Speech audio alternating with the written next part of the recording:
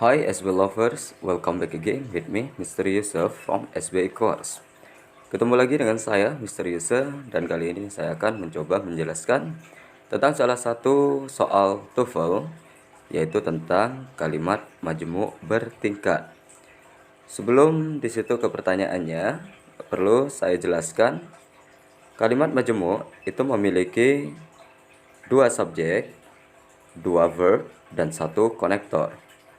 Jadi harus diingat ya unsur-unsurnya. Unsur-unsurnya ada dua subjek, ada dua verb, dan juga satu konektor. Itu minimalnya ya. Oke, langsung saja pada pertanyaannya di situ. Yang pertama, today the true story of blank a little big born remains a mystery. Pilihannya di situ ada happen, it happened, what happened, what happening. Oke, selanjutnya kita amati kalimat tersebut. Kita tentukan unsur-unsurnya. Today itu merupakan adverb ya. Kita temukan subjeknya dulu. The true story of, ya itu merupakan subjek. The true story itu subjek kalimat tersebut. Kemudian di situ juga kita temukan at little big born. Itu merupakan object of preposisi. Karena ada preposisi setelah kata little. Itu object of preposition ya. Kemudian di situ ada remains, ada s di situ, itu merupakan verb atau kata kerja. A mystery. Oke, di situ kita temukan ada satu subjek, the true story, dan juga satu verb, remains. Sedangkan pada kalimat majemuk bertingkat itu minimal harus ada dua subjek, dua verb, dan satu konektor atau penghubung. Jadi langsung aja kita cek pilihannya. Kalau yang A di situ happen, itu cuma kata kerja, tidak ada objek, tidak ada subjek, tidak ada konektor. Berarti jawaban yang A salah. Yang B di situ it happened. Di situ ada subjek dan juga ada verb, ya kata kerja. Yang kita butuhkan konektor, subjek, dan verb. Berarti jawaban yang B juga salah. Kemudian yang C, what happened. What itu adalah kata atau preposisi yang bisa merangkap dua jabatan, yaitu sebagai konektor dan juga sebagai subjek. Ya, jadi what, saya ulangi lagi, bisa merangkap dua jabatan, bisa sebagai konektor dan bisa sebagai subjek. Kemudian di situ ada happen. Jadi sudah lengkap, ada konektor, ada subjek, dan juga ada verb. Berarti pilihannya yang C. Sedangkan yang D, what, seperti yang saya katakan, what itu adalah konektor yang bisa atau kata yang bisa merangkap dua jabatan. Ya, namun setelah kata what, di situ ada happening, verb ing. Itu tidak bisa menjadi verb, ya kata kerja, tapi bagian dari verb. Berarti jawaban yang D salah ya. Jadi jawaban yang paling tepat adalah yang C. Kemudian pertanyaan yang kedua, for more than a decade blank that certain species are becoming scarce. Pilihannya di situ ada the warnings of bird watchers, ada one the bird watchers, ada bird watchers have warned, ada a warning for bird watchers. Oke, kita amati kalimatnya di situ.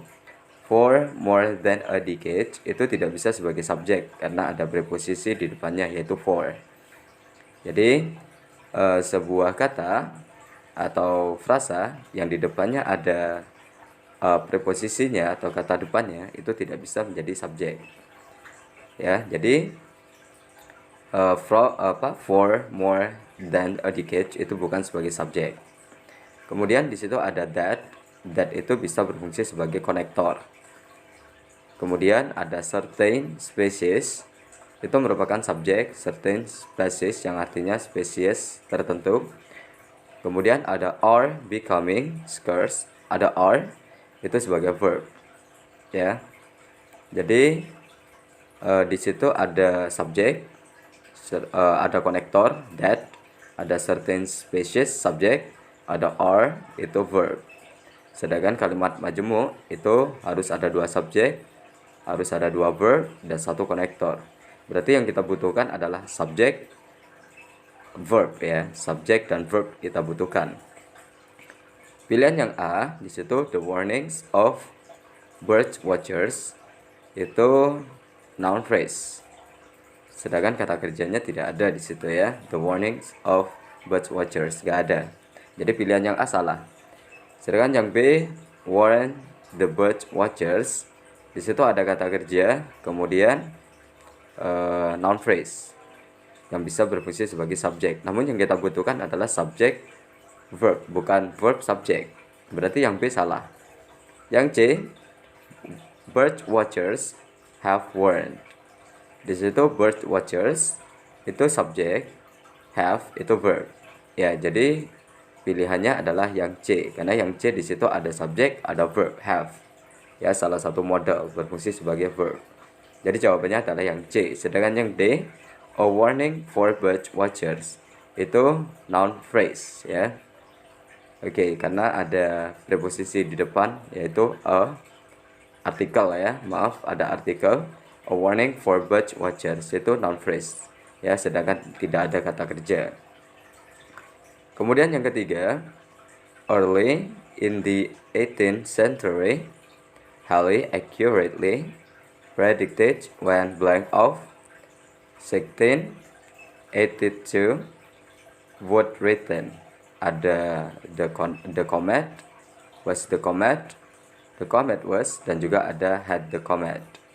Oke, kita amati terlebih dahulu di situ kalimatnya. Early in the 18th century itu tidak bisa sebagai subjek ya, karena itu adverb. Tidak bisa sebagai subjek karena di situ ada kata depan in the 18th century. Jadi subjeknya di situ adalah Halley ya, nama orang Halley, proper noun. Kemudian kita temukan di situ ada kata predicted, ada tambahan ed ya. Jadi itu adalah verb atau kata kerja. Kemudian ada when sebagai konektor ya. Jadi sudah kita temukan subjek, verb, konektor.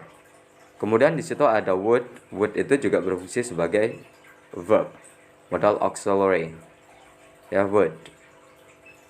Sudah kita temukan ya, subjek, verb, konektor, dan verb. Jadi yang kita butuhkan adalah subjek ya. Langsung aja cek pilihannya di situ. Yang A ada the comet, itu adalah subjek ya, benda the comet ya. Jadi jawabannya adalah yang A. Kenapa bukan yang B? Karena yang B di situ ada was the comet.